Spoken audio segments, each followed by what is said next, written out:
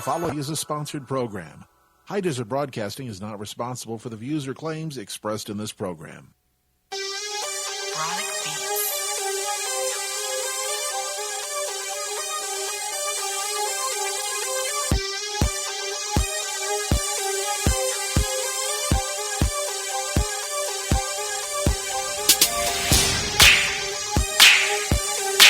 Good morning. You're listening to AVNewsCast.com on News Talk 1380, and I hope you all took your heart meds. Yeah. We've got a great show planned today. Really, really great show. On Friday, a gentleman by the name of Richard Stein. He's a convicted sex offender, registered sex offender, lives in L.A. County, actually resides in Palmdale, was arrested, rearrested, I should say, on kidnapping and or robbery and or kidnapping with intent to rape. Oh. Unbelievable. On Saturday, I had a conversation with him on the phone from jail, from L.A. County Jail. On the show today, we will have Michelle Egberts from the AV Eastern Kern Second Chance. We will also have Assemblyman Steve Fox. Today is the first day of the Assembly back in session, so we will tie Steve Fox in from his office in Sacramento. I believe have we got Michelle on the line now? Michelle, are you with us? Hello? Michelle? Hey, Michelle. Nope, not there yet.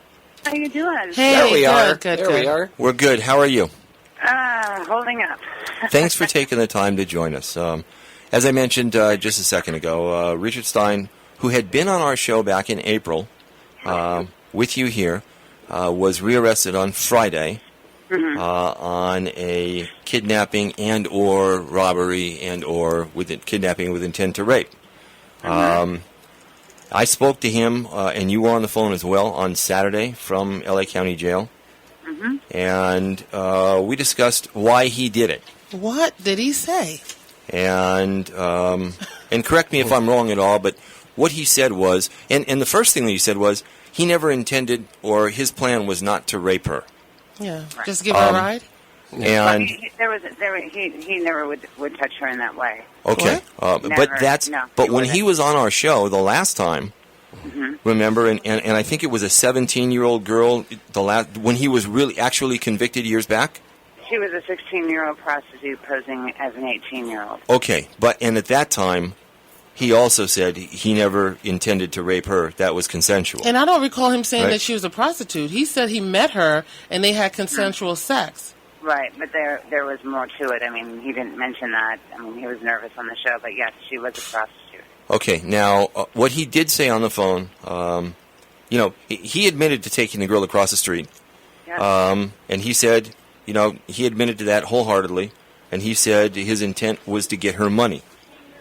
But he didn't know that she had any money, if in fact she did. Right? Did he have a relationship with her or know her from the past? No. Not at all? None at all. He was just frustrated. He's tired. That's what he told us, if you remember. I understand. But it makes you kind of hard to buy in to the fact that he's a convicted sex offender. And he happens to pick up a girl. Right, and... Right, exactly. But he picks up a girl. What shows that he had the intent to rape her? Michelle, are you really in the position of trying to defend him? Are you doing that?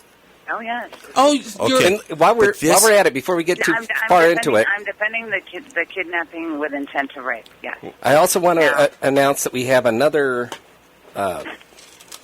guest on the show. Yeah, come on. We have a guest on the show. It's Traci Portillo from the VH1 hit the OCD Project. That's also joining us now to Hi, Tracy. Hi, Tracy. Hey, Hi. Good morning, everybody. Good morning. Good morning. Hey, Michelle, let me ask you a question. Now, Richard Stein, he was your poster boy, and I'm and I'm not trying to say anything totally negative, and I'm not trying to beat you up or anything, but he was, because you were really advocating for him in the city of Palmdale, because you wanted him to have the ability to do things that he wasn't able to do, like move back into his home. I wanted him to have the ability to go back home. Right, where children reside. No, there's no children that reside at his home. It was near a school? It was near a school. Pardon? It was near a school. It's near a school, but he has a stay order. L.A. County, there's a stay order. okay, over conditions. However, with the parole department, they had an unreasonable condition on him that said that he was AB 113, which is a high-risk sex offender, and he wasn't. There's two elements to that in order to be a high-risk sex offender. Well, did he know he wasn't supposed to pick up women regardless?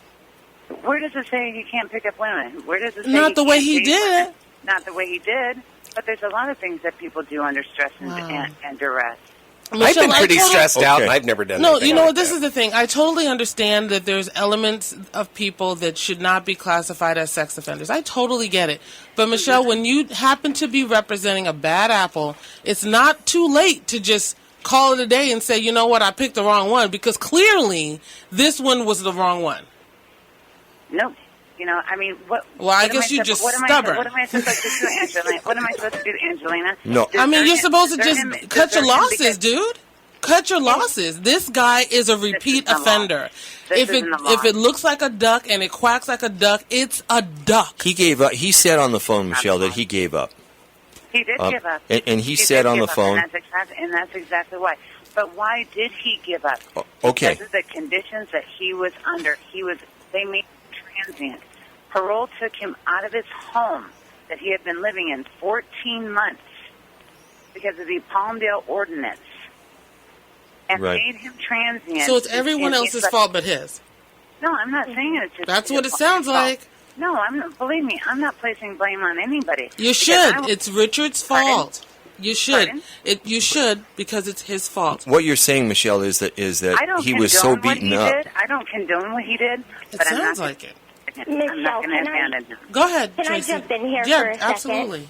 Okay, I just want to respectfully ask you, you said that the sex offender was tired and under stress.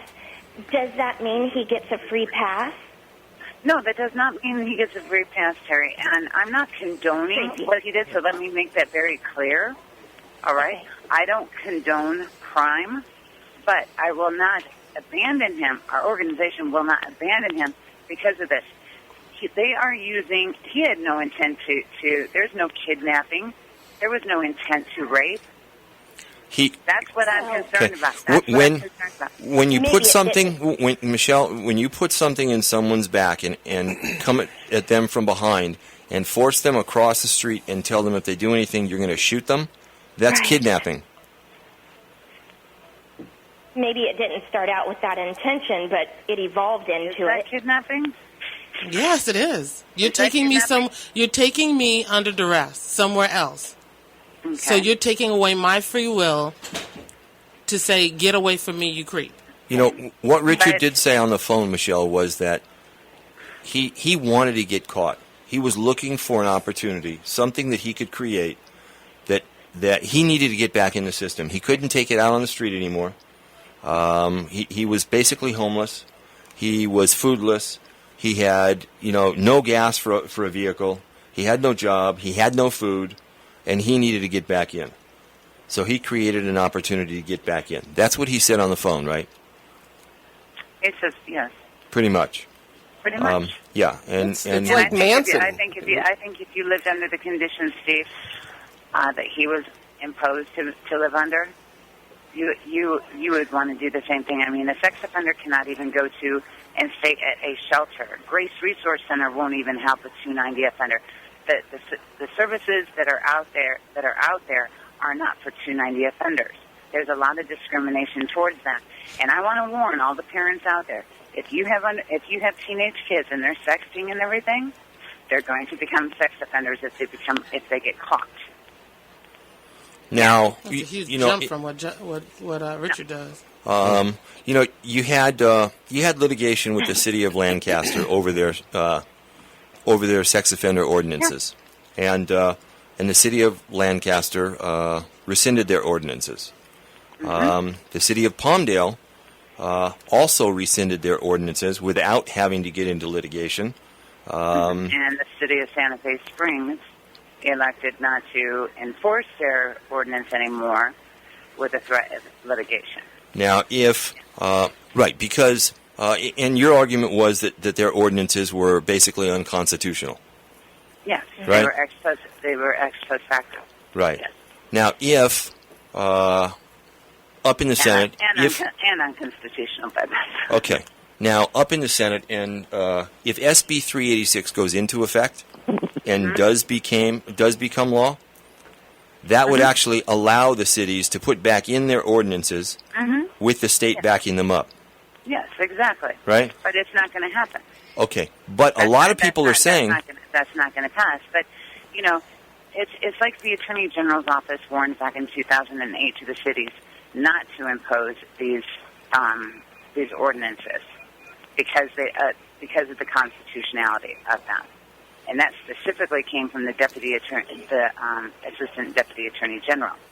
now. But to keep the residents safe, isn't this a great argument with Richard Stein that more ordinances need to be in place to keep predators off the street? Yeah. Absolutely not. He's not a predator. Right. He's not a predator? No. There's a difference between a predator and an offender. Well, what is the difference, honey? What do you think he did that night? A serious violent predator is a lot different than the sex offender. No, you know what? They kind of caught him in the act. You don't know Caught what him in would what have. act? Caught him in what act? The act of desperation and robbing someone? No, he was caught in the act of kidnapping with a gun. No, he didn't have a gun, though. Well, what did he have? He didn't have anything. He put something to her back. So he let her to believe. He let her to believe. Yeah, and if you did it, you'd be committing a crime. Mm-hmm. He committed a crime, but he did not commit the crime of kidnapping with the intent of rape. Because you're in his head and you're psychic. And you have to understand, Angelina, that it has been well documented that a sex offender has a 1.9% of recidivism rate. Well, you know what? Your rates are going down. And no, it's not. I mean, it looks like it. Angelina, I'm how just many sex offenders listen, do we Michelle. have in the valley? No, I'm asking you. I don't How know. many sex Way offenders- too Okay. many. Oh, way too Okay, many. Let me tell you something. In 4,000? 2011, between 4,000. 2011 and 2012, okay, there was 900 new sexual abuse cases, and only one of those individuals was a sex offender, a registered sex offender. These are new sex offenders out there. Those are the ones Richard's that you not need to be new. worried about. Those are the ones that you need to be worried about. I was Angelina. a little concerned. I'm concerned with Richard, honey. I'm concerned about all of them. But you know what? We will let justice take its course with Richard. But and let we'll me see just what happens. let me Okay. just say this. Let me just say this. I totally get your argument about the need for the tiered registry, and I also get the argument that they need to have a place to go because we don't want them loitering the streets. And that's why I'm dealing with them. And- I took them out. I have three parole agents, 3 retired parole agents with me now. Right, now Okay, we are taking care of these guys, but we will not. Richard was on the streets, though. Huh? Pardon? Richard was on the We couldn't get his parole agent to approve any address to put him at. Okay, now... That's the problem that we had. We had housing for him. Okay, Could he go to Michelle's place? She has a halfway house. Pardon? Could he go to your house? Do you He have a can come to my halfway house because I live in Kern County. right. I would have had him at my house. You know, you've been, when it comes to Richard, you've been advocating with the parole department, with the city of Palmdale, to make things easier for Richard, right? For all the 290s. I know, but Richard has been the person. He's been your poster boy, and he's been your. Not only Richard, there's Andy too. Okay, but You know, we're talking about. Andy could be sitting in prison today if it wasn't for me. Okay, Should I have but abandoned him? here's the thing. Okay, when this took place on Friday, and what was really ironic, okay, is while this is all going down with Richard, okay, Michelle and Richard, the retired deputy parole officer, and I were actually standing together. Okay, it was very, very ironic. However, when this happened and you heard about this, embarrassing, yes. I had just gotten out of a meeting with the district attorney, John Morris, when I heard this. And how did you feel? Crushed. Yeah, Right. I get that. Betrayed?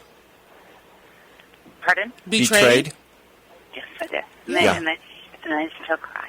Yeah. I totally I know. get that. Because I tried.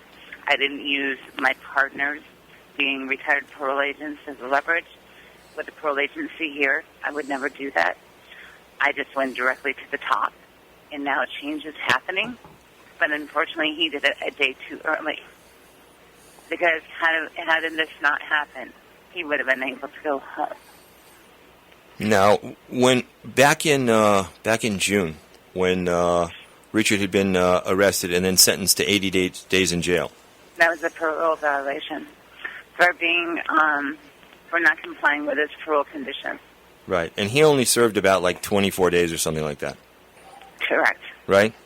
Correct. And that is considered a felony. You know, a technical violation is when they put a parole hold on someone. It's not a new felony charge, but it's a felony hold. And, you know, there was a lot of reporting in the Antelope Valley Press by Chuck Bostwick regarding that, but it is a felony hold. It's called a 3056 hold, our hold only. And yes, it was a technical violation. And then previous to that, he had a misdemeanor warrant placed out on him for not completing his DUI classes because he was supposed to report to the courthouse. And he took care of that. And then when he was in custody for his for a technical violation, it went to warrant again. And that's what we're trying to stop. You know, the in and the out. Does Richard have any strikeable offenses? Well, yes, he does. Right? Yeah, Yes. Rape. He had. Remember, he had a rape by force or fear conviction. Right. That was a strike. And kidnapping would be a strike.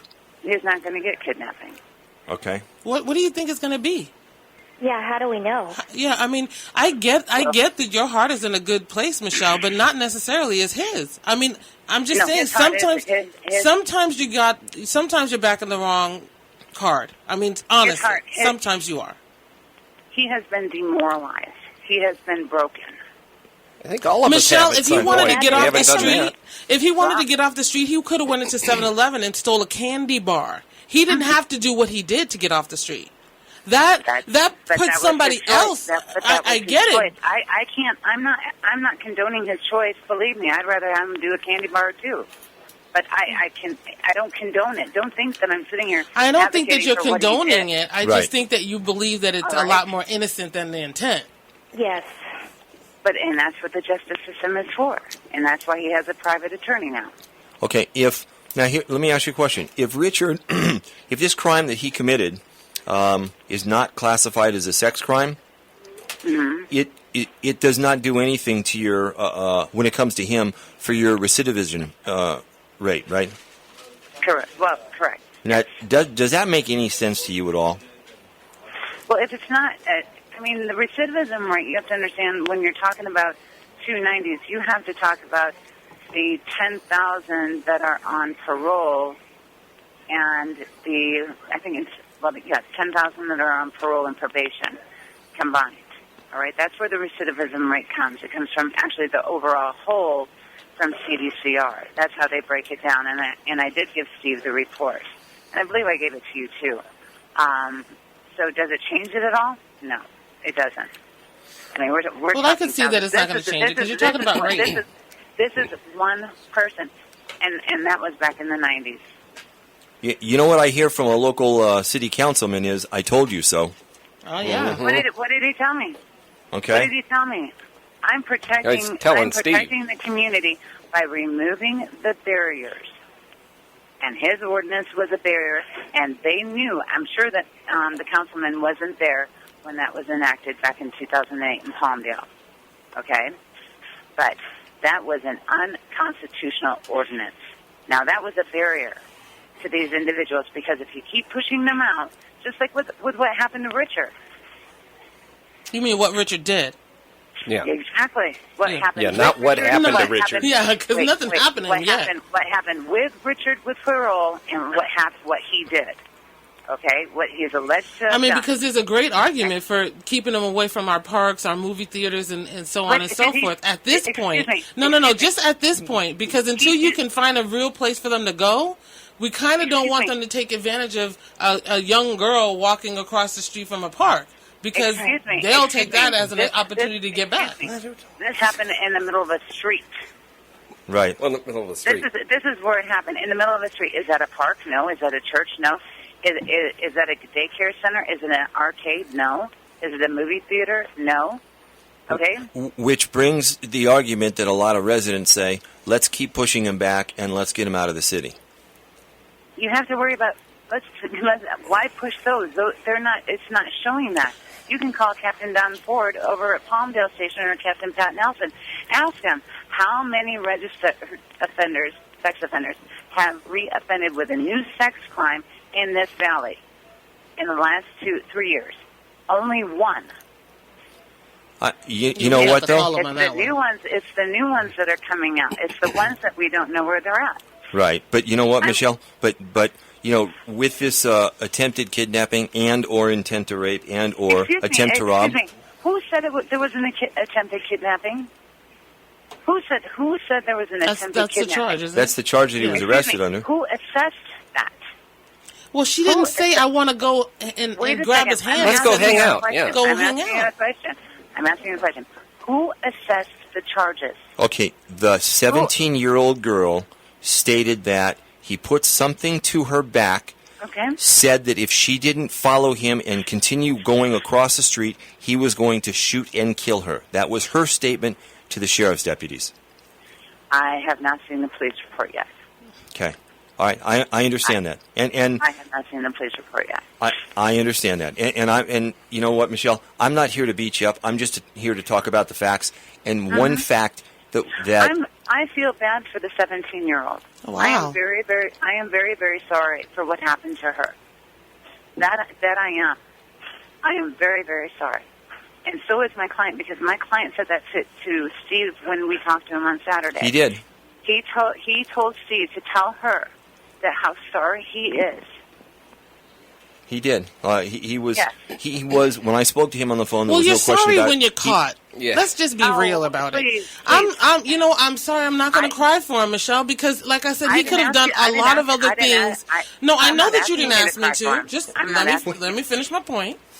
I'm not crying for him because there's 100 other things that he could have done to make that same statement that I need to get back into the system. But the bottom line is, let's talk reality. That's the choice that he made. Exactly. Okay? But you are not going to use my client as a 290 and try and capitalize on that and make a new sex crime out of him. Absolutely not. Well, we'll see, won't we? So you think that's where the intent to rape charge phrase is coming in, because that would make it a new sex crime? He's a registered sex offender. Yes. Right. And we will see justice play out, Angelina. I hope so. Don't think I condone what he did, because I don't. And don't think that I don't appreciate the fact that we do need to have a spot for these people to go to. I completely agree that there needs to be a spot. Yes. But since there's not a spot right now, services that will deal with them, because let me tell you something. The social services that refuse to deal with them get federal and state money. And you can't discriminate. Yeah, no, I agree that needs to be handled So technically, when they refuse to assist a sex offender, they could lose their federal funding. Now, his parole agent on January 24th contacted me when they had to make him homeless. She asked for my help, and I'm not going to abandon him. Just like Simon Peter. Simon Peter abandoned Jesus. You know, this is supposed to be a Christian community. Come on, you're way off now, my sister. Michelle, No, I'm not. Michelle, Richard didn't know it. Richard is okay, Jesus-like now. Richard didn't know it, but had he not done this a week or two going forward, he would have been able to get some help, right? His parole conditions the parole conditions if you're on the 290s are changing. Okay, and he didn't know it, and Michelle had been advocating, and that in and of itself must have been another issue that was very upsetting for you, because again, Richard was your poster boy. Both Richard and Andy. I understand, but I'm talking about when Richard was on our show, and we've only got another minute to go, but when he was on our show, he said a couple of things to me, and one thing that he said on the show was, when that 16-year-old girl that I got in trouble for, that I went to prison for, I didn't do it. The other thing he said on the show was, and at the time I think he said he was drunk and he had been drinking a lot, but he didn't drink anymore. Although I could smell the booze on him at 8 o'clock in the morning when he was here on the show. You're crucifying him, Steve. No, you know what? No, because there are. I will say there are some people that Andy, as an example, that and even our listeners, when they listen to Richard's story, they just didn't buy into it. Yes. Okay. Didn't jive. Just for whatever reason, they just didn't buy into it. It doesn't take away the fight, Michelle, because I think that the fight is a valid fight, but not necessarily. But see, I'm not just fighting for Richard. I'm fighting for the other 137,000 parolees out there. Yeah. Okay. And Steve knows what I'm talking about. I do know what you're talking about, but Richard knows exactly what I'm talking about. I know, but Richard was, I don't know if you follow baseball, but Richard was your A-Rod, okay? Yes, okay. Yes, he is, and yeah. I'm not going to abandon him. I'm not going to abandon him when the chips fall. I understand. But he has an arraignment this morning. Actually, I think it's on his warrant. He had a warrant for failure to show enrollment in a DUI class. So I think it's the warrant that's going into the hearing this morning. I do not think it's on the new charges. Okay. I believe that one's going to be tomorrow. We're going to try to come up. We're going to try to come up to the courthouse and cover that arrangement. I want to thank you for taking the time. I know it wasn't easy. And please, Angelina, Steve, Jeff, Terry, please know that I want to prevent another victim, especially from a registered sex offender. I do, and I'm very, very sorry for what happened to that 17-year-old girl. I am. I appreciate that. Thanks, Michelle. I totally believe that. Thanks, Michelle. Thanks, Michelle. All right, we've got to take a break. Have a wonderful day, guys. Thanks for having me on. No problem. We're going to take a break. You're listening to the #1 news talk radio program in the Antelope Valley, AVNewsCast. When we come back, we'll bring on Assemblyman Steve Fox, live from Sacramento.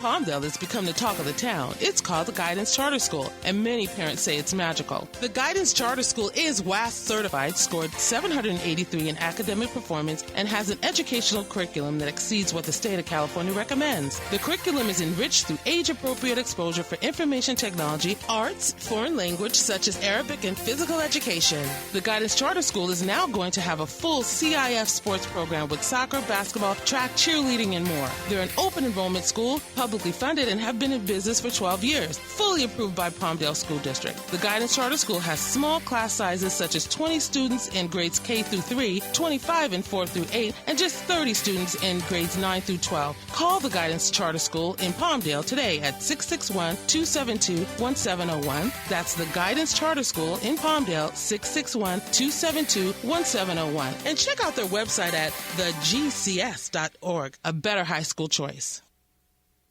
Hi, I'm Diane Caradu. I'm a senior Medicare Patrol volunteer.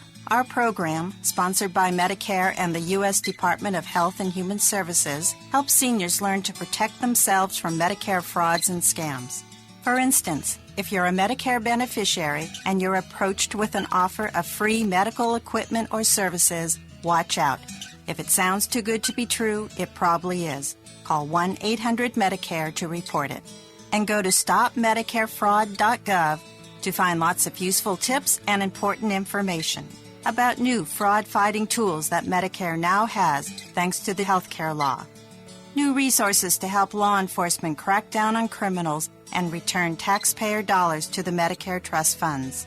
And how you can get involved in the fight against fraud. Go to stopmedicarefraud.gov and help make Medicare stronger for all of us. A message from Medicare and the U.S. Department of Health and Human Services. If you're thinking about getting your backyard in shape for entertaining, there's only one place to shop, and that's Abadak Outdoors in Palmdale. At Abadak Outdoors in Palmdale, you'll save up to 70% off retail every day at our factory warehouse showroom. Abadak has everything you need to get your backyard in shape, like 7.5-foot tall, 41,000 BTU, freestanding LPG patio heaters for just $159.99. How about a fully enclosed backyard gazebo? Fire up that barbecue and enjoy a nice meal inside one of our Mandalay, Trinidad, or Mykonos freestanding gazebos, just $219.97 every day. If you want wholesale prices, come to Abadak Outdoors in Palmdale. How about backyard shade or car canopies? You can pick a variety of color choices starting at just $129.97. Stop by Abadak Outdoors in Palmdale. We're located at 38940 Trade Center Drive, 1 block east of 10th Street West. The Abadak Factory Showroom is open from 8 to 4 every day. That's Abadak Outdoors at 38940 Trade Center Drive in Palmdale, where you'll save up to 70% off retail every day. Check us out on the web at abadak.com or give us a call at 661-480-1562.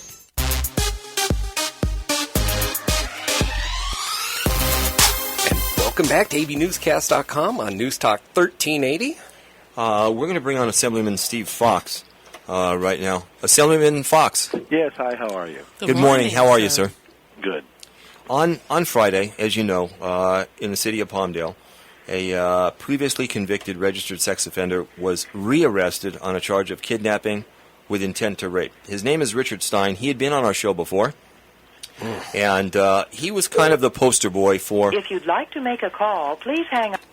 There we go. He was kind of the poster boy for the AV Eastern Kern Second Chance organization because they've been advocating to loosen up ordinances, especially, Richard was the main case. Here in the city of Palmdale, they rescinded their sex offender ordinances, as did the city of Lancaster. A lot of the residents are upset about that. Your thoughts? Well, I don't think that certain people can be rehabilitated at all. I think we have to recognize that. Amen. And I don't. And the cities may have had legal pressure on them, so perhaps the state could correct things where they could have some ordinances that wouldn't be challenged. So, yeah, such as SB 386, which would allow them to put some ordinances into place. It wouldn't have helped in this case with Richard, but California has the largest concentration of registered sex offenders in the nation. It's actually worse, I think, in Lake LA. You've got 1 out of 50 residents. Wow. 1 out of 50. And I think it's even worse. I think the real problem is they release them near where the state prison is, and we have the only state prison in the county in our area. I think a more equitable way would be to release them not at all, but if having said that, the other option is to the area where the court they were convicted was. Right. Well, that's the problem. The families come and move. They get their Section 8, then they move to be close to the prison, and then once they're released, they go back with the family, and they're now here. They're fixtures. What's interesting, Assemblyman Fox, is that Richard Stein, who was arrested on Friday, I spoke to him on the phone. He called from LA County Jail on Saturday. And he said, yes, I admit to taking and forcing this girl across the street. I wanted to rob her of her money. I never had an intent to rape her at all. And Michelle Egberts, who was on the line earlier, is advocating she doesn't want another sex crime against this guy. And she argues that the recidivism rate on sex offenders is down around 1.9%. Now, to me... That's 1.9 too many. Yes, exactly. Yes. To me, this, kidnapping with intent to rape, and she doesn't want the intent to rape, kidnapping in and of itself should be another sex crime. Yeah, it should, because of your history. I think we shouldn't even let it get to that point. I think they should have, right now if they're under 14, they do it with a person under 14, it's life imprisonment. Perhaps that number should be lifted even higher, where they automatically have a life imprisonment rather than just put it from ages 1 through 14. I don't think we should get to that point. I think we should just, if they do the crime, many people just do not change. They're creatures of habit. And I think we have to recognize that. I think there's a number of solutions. One is obviously a longer sentence or a life sentence. Another is, and I don't want to always have to pay for it, but we have to we have to do a better job. If we're going to treat them, we have to do a better job of treating them. And if we recognize that they can't be treated, we have to really recognize that some people just can't get better. Then they have to be at least taken away from the rest of us. Right, housed. It's interesting, Assemblyman, that you mentioned treatment. Richard Stein had been on our show back in April, and when he was here on our show, I was standing face to face with him, and he said, I used to drink a lot, but I don't drink anymore. And while he was saying that, I could smell the vodka on his breath. And, he needed treatment. he couldn't, and I didn't know that, he could not, he was homeless and could not even get into Grace shelter. Resource Center or a shelter because he's a registered 290 sex offender. The problem is with the treatment they get in prison is a one treatment fits all, and that doesn't work. Right. And we have to recognize that too. That there are symptoms such as the drinking and the drugs, and when they have those have to be treated. If you don't treat them, the person's not going to change. Well, because that removes your inhibitions when you're doing the drinking and the drugs. So it takes what's already back there and Puts it to the front. it kills the impulse control. You know, now, Richard Stein had been arrested back in June and was sentenced to do 80 days, of which he only served about 24 days. And he didn't want to be released in 24 days. Well, the federal government's wrong in their realignment to put prisoners out. They say it's cruel and unusual if we have too many prisoners in one area, but no one's saying that it's also cruel and unusual punishment to us, the public, to be subjected to them. I mean, the sword cuts both ways here. Obviously, the revolving door in our prison doesn't work. No. You know, Right. what kind of message do we send where you get an 80-day sentence and you're out in 24? I've had someone that was sentenced to a year, and the next day they're knocking on my door in my law office, and I'm recognized, well, gee, the system didn't work. Well, they're going to be responsible for the death of Lindsay Lohan because she's driving herself into the grave, and they're not keeping her locked up. Right. Now, you know, a lot of the residents in the Antelope Valley say they want to push the sex offenders out. They don't even want them around their cities. They don't want them around here, and they want some help. They want help from Sacramento. To that, what do you say? Well, I think there's a number of options. We're taking a look at them. Obviously, the problem is tracking them. And some in the military, some people are chipped just to make sure where they are. You could also chip the criminals. I mean, we could look at that possibility, so we always know where they are. We have Alcatraz. It's an empty prison. There you It's go. a nice place to put them far away from us where they can't get out. There's a number of options. If you're gonna rehabilitate, then you got to do a better job. If you're not, then take them out of our society so at least we're safe. Right. You're weighing their potential future against our safety, and I think there needs to be some weight sometime on the victims, not just the perpetrators. I've always thought they have all these base closures. They're already razor wire fence around them. They have facilities where they can work, where they can have recreation. There's nice golf courses and housing on there. Why can't they go there afterwards? There's no money. Okay. Well, they have industry there. Have them support. Just what you're saying, I think prisons should be self-supporting. They used to, years ago, where they'd grow their own food, they'd make a product, they'd be self-sufficient instead of costing us taxpayers. And I think we need to go back to that requirement where the prison's now allowed to not necessarily hurt private industry or compete, but come up with a product that isn't out there with private industry, and at the same token make it self-sufficient. It doesn't hurt the taxpayers. Now they can stay there for the rest of their lives, and it doesn't cost us. Right. I agree. You know, the city of Lancaster fought their ordinances. They wanted to keep them in place. They actually went to court. They were battling with Michelle Egberts and her attorney and AV Easton Kern. The city of Palmdale already saw that they'd be throwing good money after bad, and this was something that they weren't going to win at this point right now. But one local council member says, you see, I told you so. Yeah. Okay? We should have fought it all every step of the way. Well, the question is how much principal can you afford and how much can the taxpayers? I think it's up to Sacramento to straighten out that legal question and maybe allow the cities now to be able to pass the legislation they need. That's something both as an attorney and as a legislator I'll look into. But I also think that Michelle does have a point when you say we want to have all of these regulations and these rules and they can't do this and they can't do that. We don't want to put them in a point or a position of absolute desperation and then they feel like, let me just do anything to get off the street. I think along with all of those conversations, we absolutely have to have some place for them to go. We just can't say, okay, let's do the tiered program. Let's chip them because I mean, if the chip fails, if they dig it out, we're back in the same spot. We need to have a place where they can go. Well, there's a lot of area with just There's tumbleweeds a and large desert out jackrabbits. there. I understand the point, but you're also weighing the cost of the taxpayers. You're weighing our safety too, which people seem to forget. And I agree. We find a place we can give them their own town, out of the area or something. But the concept is the first priority should be the safety of the general public. Right. The second priority is if you can help them rehabilitate. That's great. I'm for pushing people that that can prove it, but 1.9% or whatever percent it is still too much, and I don't want to risk the safety of the general public. Yeah, and I don't want to risk it either. Like, Michelle tried to talk me into it. Like, Angelina, just test this out. No, I'm not trying it. I don't want my daughter or my grandchildren we don't want to be the... I do understand what she's saying, but I don't want to be the guinea pigs, and I don't want my child to be the guinea pig. Yeah. Maybe the answer is we arm the rest of the California citizens, and if one of them goes berserk, then the citizen can take care of the problem. There you go. Come up with that. I knew I liked a few guns would have helped in Venice. They would have. They're allowed back in society, but if they make the mistake, they pay for their mistake. I like that thought. I want to thank you for taking the time. I know today is the Assembly's first day back in session. Yes, we're handling the Senate bills that are coming over to our side, and they're handling the Assembly bills that are going over to their side. Okay. Well, take a good look at SB 386. I will. All right. Thank you so much. Thank you, Assemblyman. Thanks for taking the time to join us. My pleasure. Bye. Thanks. Okay.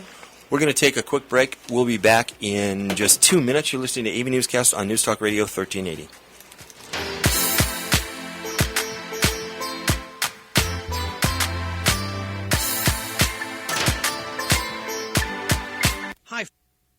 There's a school in Palmdale that's become the talk of the town. It's called the Guidance Charter School, and many parents say it's magical. The Guidance Charter School is WASC certified, scored 783 in academic performance, and has an educational curriculum that exceeds what the state of California recommends. The curriculum is enriched through age-appropriate exposure for information technology, arts, foreign language such as Arabic, and physical education. The Guidance Charter School is now going to have a full CIF sports program with soccer, basketball, track, cheerleading, and more. They're an open enrollment school, publicly funded, and have been in business for 12 years, fully approved by Palmdale School District. The Guidance Charter School has small class sizes such as 20 students in grades K through 3, 25 in 4 through 8, and just 30 students in grades 9 through 12. Call the Guidance Charter School in Palmdale today at 661-272-1701. That's the Guidance Charter School in Palmdale, 661-272-1701. And check out their website at thegcs.org. A better high school choice. Are you finding yourself buried in your house payment, completely stressed out and don't know what to do? Please listen to what I'm about to tell you. First, understand that you are not the only one that's having problems. Many folks in the Antelope Valley are going through the same thing. What's most important right now is that you take control. Just because you've been turned down for a loan modification or received a notice of default doesn't mean you can't be in control. You own the property still. You can be in control, and I can help. I know how stressful it is. I know what it is to be in the dark on this. I've helped a lot of people in the Antelope Valley, but you have to take action. Call me, Chuck Simons, at 661-350-1006. I want to help you. My team and I will meet with you for free, and we'll go over your options. Don't just sit back, bury your head, and lose your house to foreclosure. I can help you, but you have to call. 661-350-1006. Together, we'll draw up a roadmap to relieving the stress. Just because you're not able to make the payments on your house doesn't mean you don't have options. You do. I can and I will help you negotiate a short sale with your bank. I'll explain all the benefits and how you can rebuild your credit. Call me, Chuck Simons, at 661-350-1006. Let's solve your problems together today.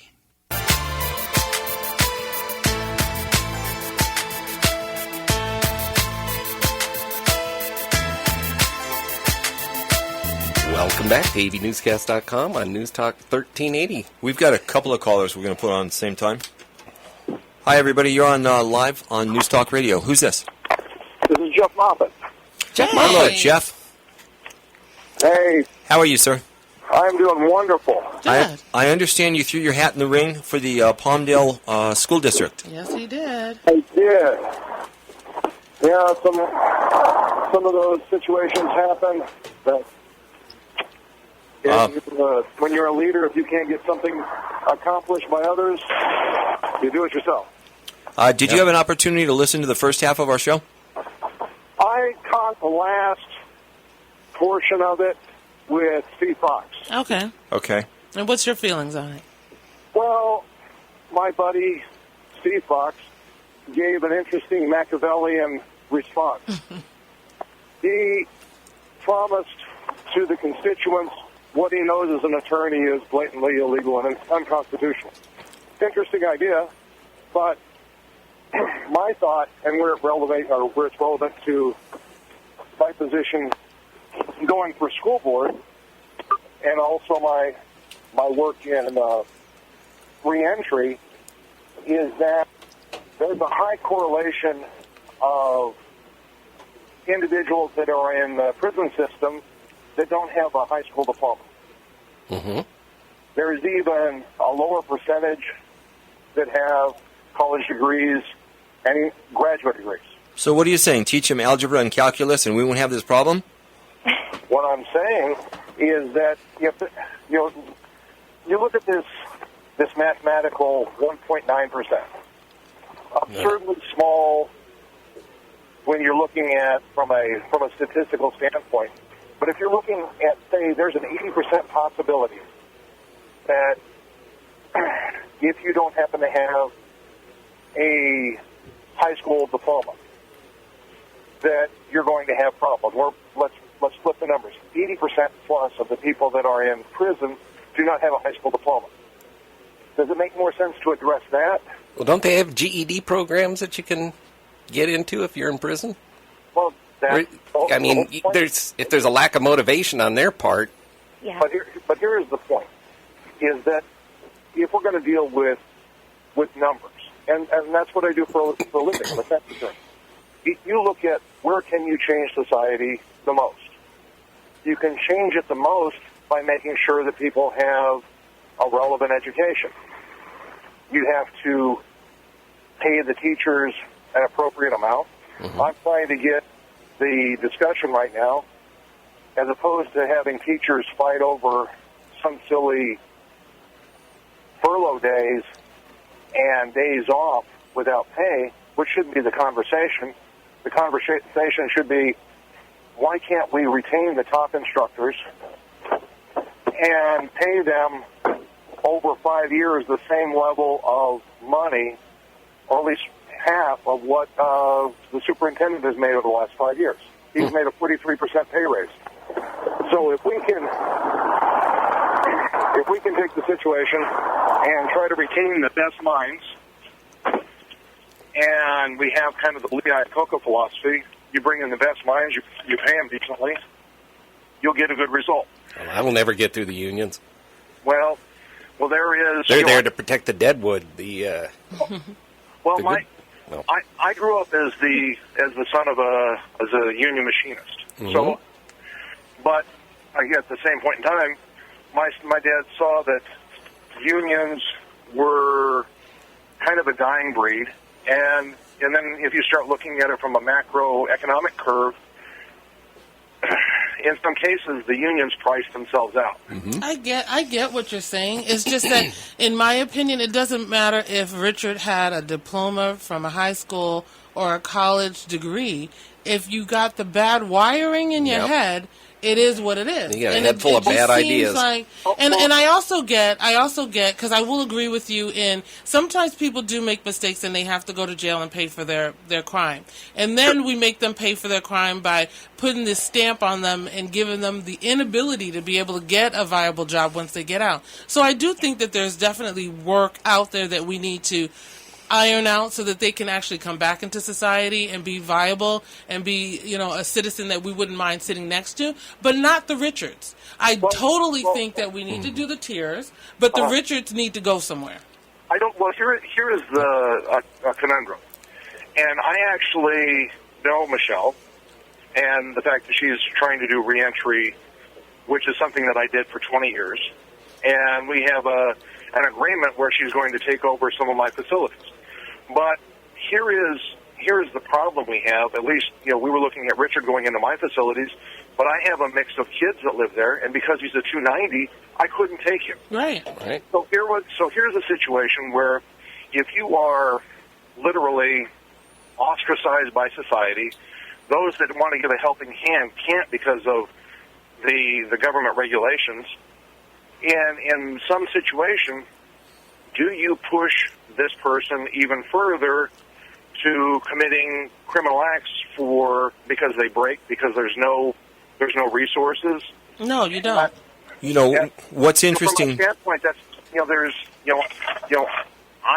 I'm deeply unhappy with Richard, but at the same time, I want to focus in on why I'm in the race for Palmdale School District. Is if you start looking at the high correlation between those that are in prison and the fact that they don't have high school diplomas when they get there, and the fact that we're paying, the government is paying $60,000 plus per year. Used to be $30,000, but now it's $60,000 per incarcerated individual per year.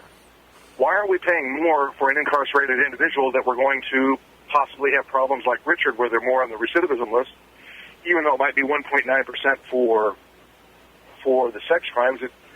Once you're in the system, it's hard to get out. More sense to, in fact, put more money into the educational system, stop playing games with the teachers, hire the absolute instructors.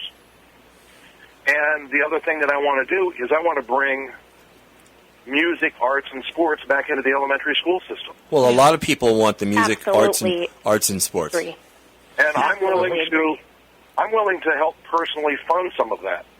And when you start, but at the same time, be careful what you wish for. Steve's on the oversight board. I happen to be blessed, but at the same point in time, if my catalyst for entering, or what I've heard is my skin in the game, is I've got a 6-year-old in the system. I'm one of the only people that have, of the 11 that have pulled papers, and that actually has a child in the system. So I'm running for a reason, and if I want to make sure that the school system is as good or better than the one that I went through in Colorado, it makes sense to bring the best minds possible. I happen to bring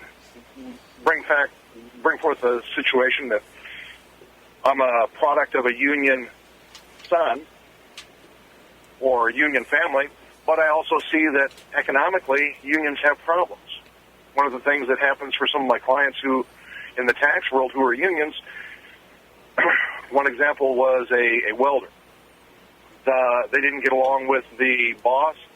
They were terminated for cause. In the school district, you have a difficult time with the unions to terminating for any cause. Mm-hmm. So can you get the unions to modify it to be in line with some of the other unions, that if you actually have cause, A, you can get rid of the person, and B, you've got an incentive. Right now we're happy in Palmdale to be in the high 700s in some of the schools, when in fact some of the schools that we should be competing with are in the valley are in 800s. Yeah, totally. And my goal is to make the Palmdale school education system the best, private or public. There happens to be a wonderful program, a joint venture that they have done in Jack Northrop by math magicians. I don't know if you're familiar with it. They brought in brought in arts and academics in an after-school type of program. Yeah, I'm familiar with that. I think they're out of Quartz Hill, aren't they? They're out of Quartz Hill. Wonderful woman. When I was doing drug treatment back in the day, Michelle Senas, one of the owners, used to do some group programs for some of the drug addicts and prostitutes and what have you, and the battered women that had substance abuse in their lives. This woman did some of that community outreach through some of the local churches. Well, Jeff, we'll set up a time. I've only got 20 seconds left in the show. Sure. We'll set up some time and bring you on the show, and we'll talk about that, because we totally pivoted away from our focus originally. Yeah. But that's all good? My focus was, on this case, was the recidivism rate, and focus on the 80% rather than the 1.9%. Yeah, well, that recidivism rate is a messed up deal, because if you're a registered sex offender and you come out of prison and you commit armed robbery, or physical battery, it doesn't even go into that category. So I think that's a whole messed up deal. But thanks for calling in, Jeff. I appreciate it. Thanks, Jeff. You're welcome. Talk to you later. Bye-bye. Have a great day. We've got a great show in store for you tomorrow. Yep. You're listening to AVNewsCast on News Talk Radio 1380, and we'll be back tomorrow. Thanks, Tracy. Hey, thank you.